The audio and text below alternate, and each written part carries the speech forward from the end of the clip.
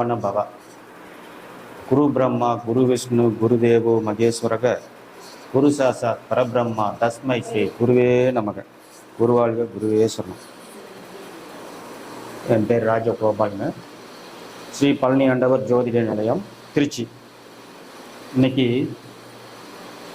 கோச்சாரம், இன்னைக்கு நடக்கக்கூடிய நட்சத்திரம் வந்து பார்த்திங்கன்னா மூலம் நட்சத்திரம், கௌலவம் கரணம், மகேந்திரம் யோகம். பொதுவாக இந்த நட்சத்திரம் மூல நட்சத்திரங்கிறது வந்து பார்த்திங்கன்னா ஒரு அற்புதமான நட்சத்திரம். காலபுருஷனுக்கு 9ஆம் இடத்துல இருக்கக்கூடிய தனுசு ராசியில் வரக்கூடிய மூலம் நட்சத்திரம். அஸ்வினி மகம் மூலம் இந்த ரெண்டும் அதிபதி வந்து விநாயகர் பெருமானோட நட்சத்திரம். பெரும்பாலும் பார்த்திங்கன்னா மூல நட்சத்திரம் அப்படின்னாவே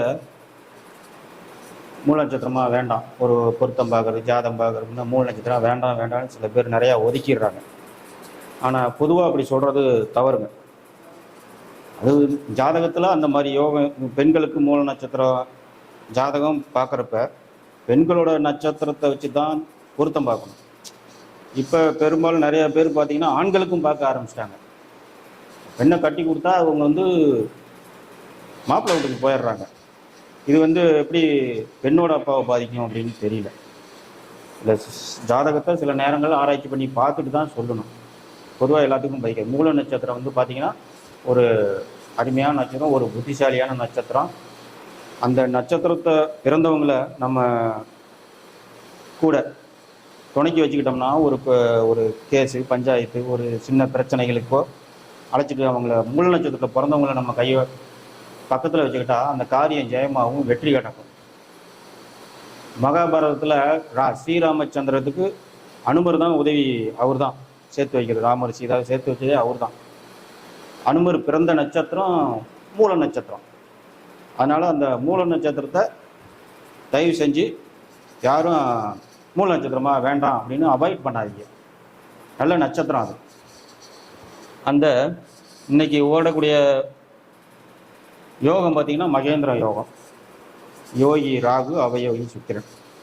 இன்றைக்கு கேது ராகு கேது காம்பினேஷன் இன்னைக்கு அமைஞ்சிருக்குது நல்லபடியாக. அதனால் அந்த வகையில் கோச்சாரத்தில் இப்போ ராகு கேது பிறப்பு ஜாதகத்தில் எந்தெந்த கிரகங்களை வந்து தொடுதோ அதனால் உண்டான பாதிப்புகள் என்ன, நன்மைகள் என்ன அப்படிங்கிறத பற்றி தான் இன்றைக்கி பேச போகிறோம். இப்போ ராகு பகவான் இன்னைக்கு கும்பத்தில் இருக்காங்க. கும்பத்தில் இப்போ சூரியன் இருக்குன்னு வச்சுக்கோங்க. சூரியன் வந்து தந்தைக்கு காரகம். தந்தை வழி உறவுகளுக்கு முன்னோர்களுக்கு சூரியன் காரகம். அரசாங்கம் அரசு இது சம்பந்தப்பட்ட விஷயங்களுக்கும் சூரியன் தாங்க காரணம்.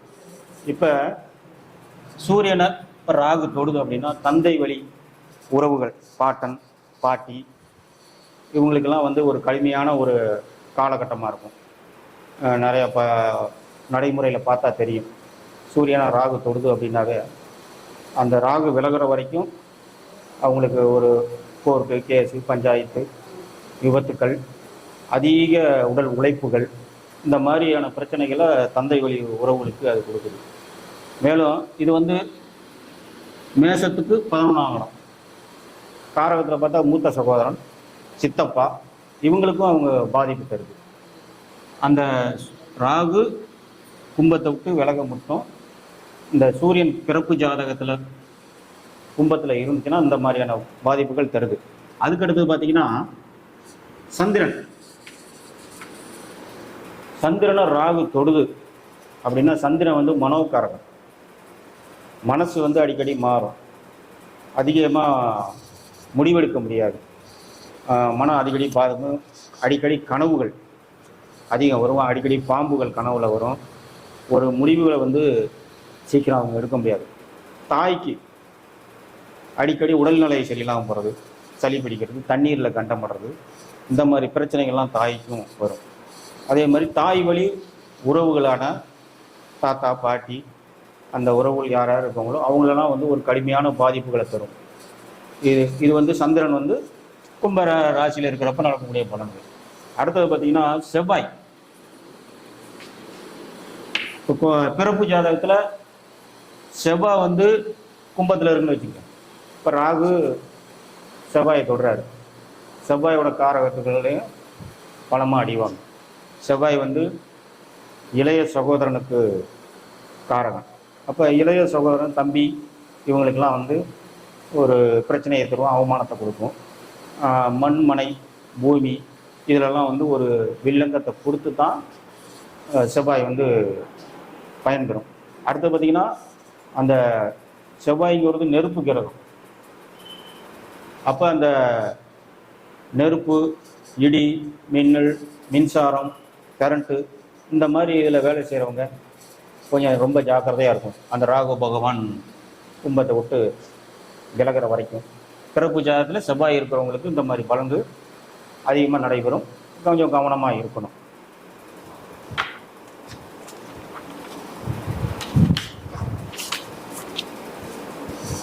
இப்போ இந்த இடத்துல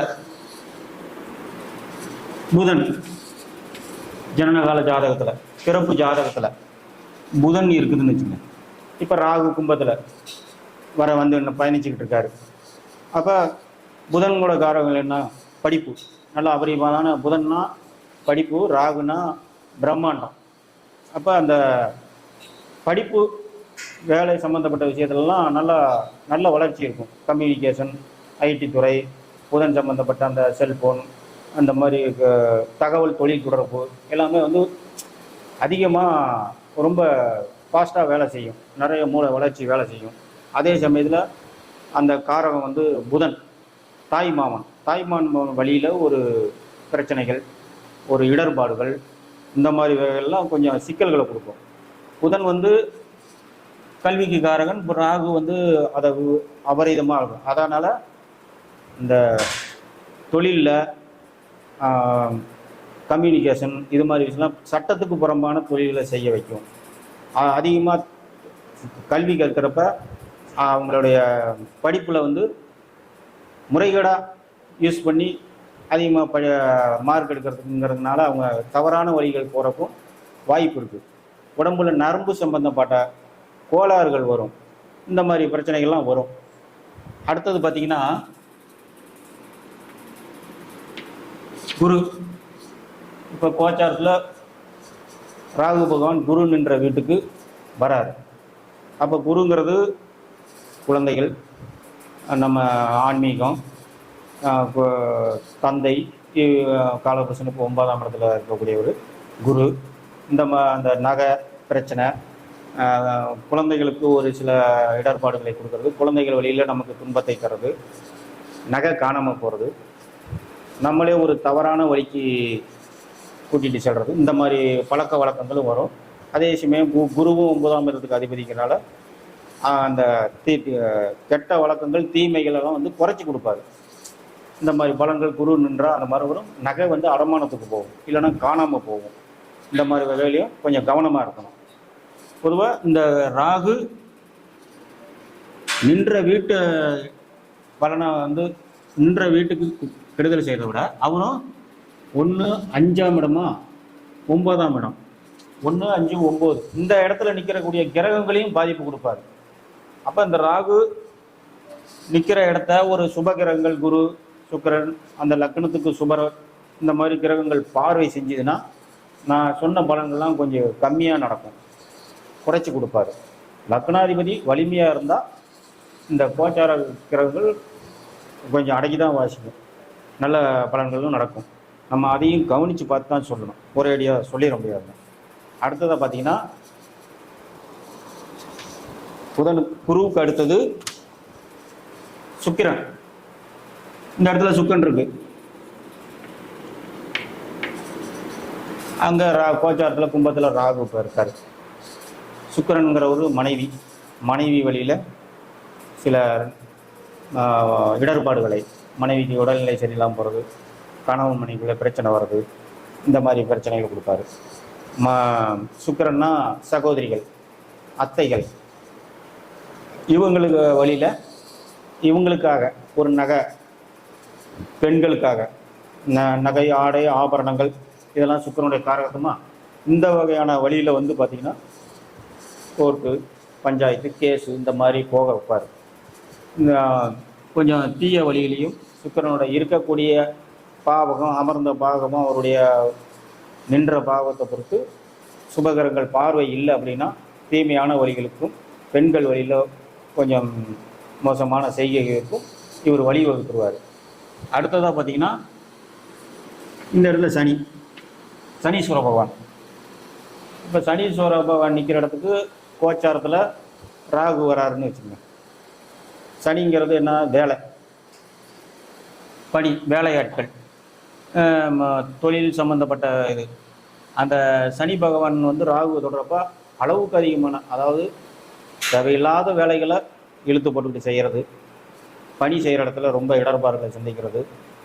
ராகுங்கிறது பிரம்மாண்டம், தொழில் சனீஸ்வர பகவான், இந்த ரெண்டு சேர்றப்ப வேலையில் நல்ல பிரம்மாண்டமான வளர்ச்சியை கொடுக்கும். நல்ல ஒரு வருமானத்தை, சம்பாத்தியத்தை கொடுத்து கொஞ்சம் அவர் திரும்ப பார்த்திங்கன்னா அது ஒரு சோதனை காலகட்டத்தையும் கொண்டு வந்துடுவார். அப்போ வேலையில் பிரச்சனையாக, தொழிலில் அவருக்கு ஒரு சில இடர்பாடுகளை தரக்கூடிய சனி பகவான் கொடுப்பார். நம்ம வேலையாட்கள் வந்து பார்த்திங்கன்னா சரியாக அமையாது. இந்த மாதிரி பிரச்சனைகளை சனி பகவான் கொடுப்பார். அடுத்தது பார்த்திங்கன்னா ராகு நிற்கிறாரு. இந்த இடத்துல கேது வந்து நிற்குது. கேது பார்த்திங்கன்னா தாய் வழி பாட்டன் பாட்டிகளை குறிக்கிறவர். இந்த கேதுவை ராகு தொடரப்ப பார்த்திங்கன்னா தாய் வழியில் தாத்தா பாட்டி இவங்களுக்கெல்லாம் ஒரு பிரச்சனைகள், மருந்து மாத்திரை சாப்பிட்ற மாதிரி, மருத்துவ செலவுகள், இந்த மாதிரி நிறையா பிரச்சனைகள் வரும். அந்த மாதிரி நேரத்தில் கொஞ்சம் கவனமாக இருக்கணும். இதே இந்த ராகு கூட செவ்வாயோ சனியோ சேர்க்கை ஏற்படுத்தினா விபத்து, கண்டங்கள், இந்த மாதிரி இதெல்லாம் கொடுக்கும். இது வந்து பொதுவான பலன் தான். பிற கிரகங்கள் பார்வை, சேர்க்கை, லக்னாதிபதியோட பலன்கள் இதெல்லாம் சேர்த்து தான் நம்ம ஒரு பலன்களை வந்து ஒரு முடிவாக எடுக்க முடியும். பொதுவாக இந்த ராகு கேதுகள் மித்த கிரகங்கள் மாதிரி நன்மையான கிரகங்கள் தான். ராகுங்கிற ஒரு பாவம், நம்ம முன்னோர்கள் செஞ்ச பாவம், நம்ம இந்த பிறவியில் செய்யக்கூடிய பாவங்களுக்கு தண்டனை கொடுக்குறவர். ராகுங்கிறது பாவ குறிகாட்சி. கேதுங்கிறது சாபம். நம்ம சாபம் வாங்குறோம் இல்லையா மற்றவங்கள்ட்ட, யாராச்சும் நிலத்தை அபகரிக்கிறது, நல்ல பலமானவங்க பலம் குன்றியவங்களை இம்சிக்கிறது, அப்போ அவங்க மனசு நொந்து போய் சாபம் கொடுக்குறாங்கன்னு வச்சுக்கோங்க. அப்போ அந்த சாபம் யார் மூலியமாக பழிவாங்கம்னா கோச்சாரத்தில் கேது பகவான் எந்த கிரகத்தை தொடுதோ அப்போ அவங்க விட்ட சாபம் பழிக்கும். அப்போ அது மூலியமாக உங்களுக்கு அந்த நன்மையோ, நல்லது செஞ்சீங்கன்னா நன்மை நடக்கும், தீமை செஞ்சிருந்தால் தீமை நடக்கும். அப்போ இது எல்லாமே வந்து கிரகங்கள் செய்கிறதில்ல, அந்த இடர்பாடுகளை மக்களாகி நாம தான் வரவழைச்சிக்கிறோம். ராகு பாவ குறிகாட்டி, கேது வந்து சாபம் விடுறதுனால வரக்கூடிய பலன்களை நம்ம அனுபவிக்கிறோம். பொதுவாக இதை வச்சு தான் ராசி கட்டத்தில் நம்ம திருமண பொருத்தம் பார்க்குறப்பையும் ராகு கேது தோஷம், நாகதோஷம், காலசர்ப தோஷம், காலசர்ப யோகம் இந்த மாதிரிலாம் வர்றதுக்கு காரணம் நம்ம முன்னோர்கள் நாம் செஞ்ச பாவங்கள், புண்ணியங்கள், இதை வச்சு தான் நமக்கு ஜாதகத்தில் இந்த மாதிரி தோஷங்கள் ஏற்படுறது. பொதுவாக இந்த ராகு கேது தோஷங்கள் ஜாதகத்தில் இருக்குது, இடர்பாடுகள் இருக்குது, ஒரு பிரச்சனைகள் ஒன்று போனால் ஒன்று வருது, அப்படிங்கிற பிரச்சனைகள் வர்றப்ப இதுக்கு நம்ம ஸ்ரீரங்கம் ரங்கநாதர் பகவான் ஒரு வெள்ளிக்கிழமையில் தரிசனம், விஸ்வரூப தரிசனம் பார்த்துட்டு அங்கே ஸ்ரீரங்கம் ரங்கநாதர் ஆலயத்தில் இருக்கக்கூடிய கருட பகவான் 2 இடத்துல இருப்பார். பெரிய உருவமாக ஒரு இடத்துல, சிறிய உருவமாக அமிர்த கடேஸ்வரர் கருட பகவான் இருப்பார். ஒரு துளசி வாங்கி கொடுத்து ஒரு அர்ச்சனை பண்ணிக்கிட்டு வந்தோம்னா நம்ம ஜாதகத்தில் இருக்கிற ராகுக்கு தோஷங்கள் விலகும். கருட மந்திரமான கருட பகவானுடைய மந்திரமான ஓம் தத்புருஷாய வித்மகே ஸ்வர்ணபச்சாய தீமகி தன்னோ கருட பிரசோதயா, இந்த மந்திரத்தை தினசரி சொல்லிக்கிட்டு வராங்க அப்படின்னா அவங்க ஜாதகத்தில் இருக்கக்கூடிய ராகு கேது தோஷங்கள் படிப்படியாக விலகிறத நம்ம கண்கூடாக பார்க்கலாம். மேலும் பார்த்திங்கன்னா இந்த மூல நட்சத்திரம் பெண்ணுக்கு இருந்தால் பாதிக்குது, ஆணுக்கு இருந்தால் பாதிக்கும் அப்படிலாம் இல்லை. நானும் நிறையா வீடுகளில் பார்த்துருக்கேன். மூல நட்சத்திரத்தில் இப்போ பெண்ணை கல்யாணம் பண்ணவங்க நல்லா இருக்காங்க. இந்த 1 மாடிக்கு 2 மாடி கட்டி சுகமாக வாழ்கிறாங்க, மாமனாரை பாதிக்கிறது இல்லை. நிறையா உதாரணங்கள் இருக்குது. அதனால் மித்த பாவங்களை ஆய்வு பண்ணாமல் பொதுவாக மூல நட்சத்திரம் ஆகாது, ஆயிலியம் ஆகாதுன்னு யாரும் தயவு செஞ்சு பேச வேண்டாம். நன்றி, வணக்கம்.